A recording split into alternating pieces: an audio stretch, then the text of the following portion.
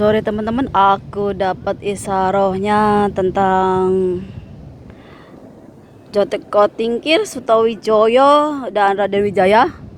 Semuanya adalah pendiri kerajaan yang ada di tanah Jawa, dan mereka memulainya itu dengan babat alas dan menaklukkan yaitu sisi gaib dari tanah Jawa. Sebenarnya bukan menaklukkan, yaitu bersinergi dengan alam semesta yang ada di tanah Jawa, baik itu yang kasat mata dan yang tidak terlihat.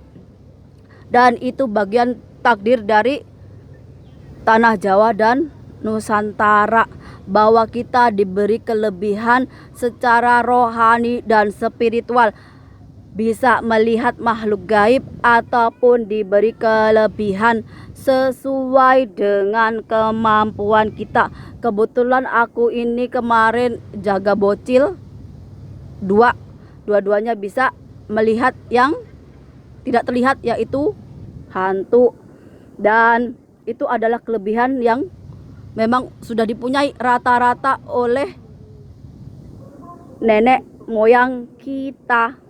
Dan orang Jawa, orang Nusantara itu memang punya kelebihan, dan kalau masih anak-anak itu akan tergantung dengan orang tuanya, cara mendidiknya yaitu lebih ditekankan ke moral, etika, budi pekerti.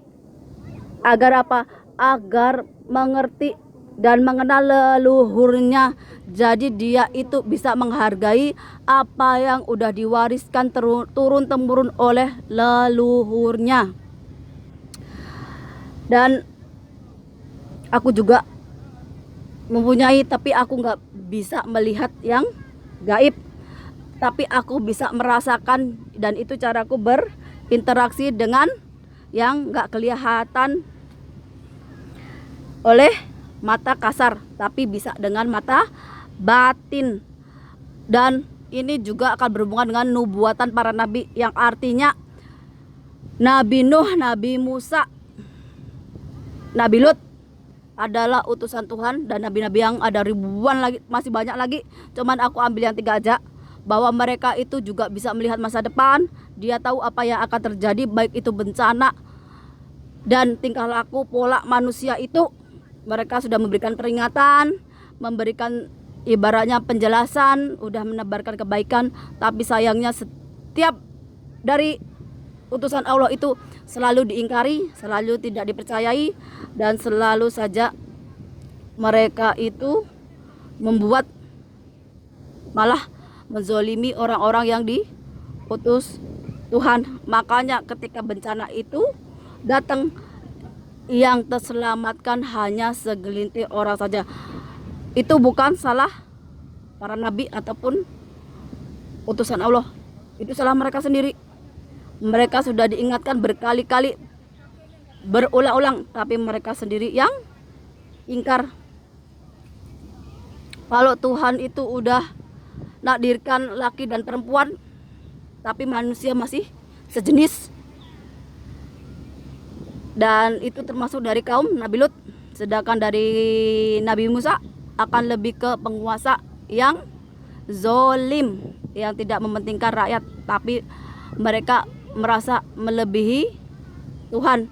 Sedangkan Nabi Nuh adalah orang-orang yang sama Nabi Nuh diajarkan bagaimana untuk menjadi lebih baik lagi. Sampai ratusan tahun Nabi Nuh berdakwah, tapi nggak ada yang mendengar. Bahkan anak istrinya aja nggak percaya, makanya anak istrinya terkorban.